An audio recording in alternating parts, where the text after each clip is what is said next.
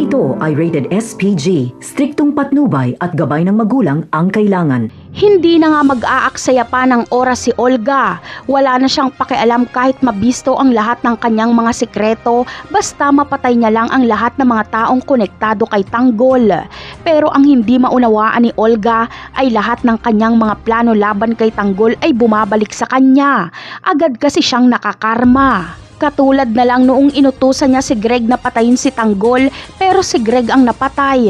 At ang ginawa niyang papagpanggapin si David bilang Tanggol ay si David pala ang papatay kay Bubbles.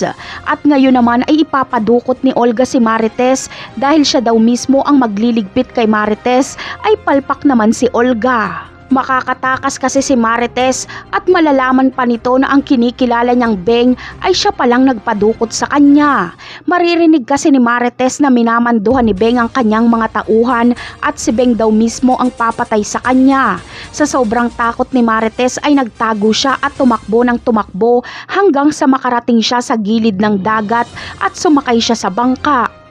At mas lalo pang nadoble ang takot ni Marites dahil si Ramon Montenegro ang nasa bangka na yon. Tandang-tanda ni Marites ang pagmumuka ni Ramon. Kaya naman kapag makilala ni Ramon si Marites na ito ang pinagsamantalahan niya noon, ay siguradong itatanong niya dito ang tungkol sa kanilang anak. Dito na malalaman ni Ramon na impostor ang kinikilala niyang anak at David pala ang pangalan nito. Talagang palpak na naman si Olga. Dahil sa ginawa niyang pagdukot kay Marites ay nagkita tuloy si Ramon at Marites. At si Olga din ang nagbigay ng impormasyon sa Red Phoenix kung saan makikita si Ramon. Ito ang naging dahilan kaya napadpad din si Ramon sa bangka na yon. Napakarami pa nating dapat abangan sa mga susunod na episode. Paalam!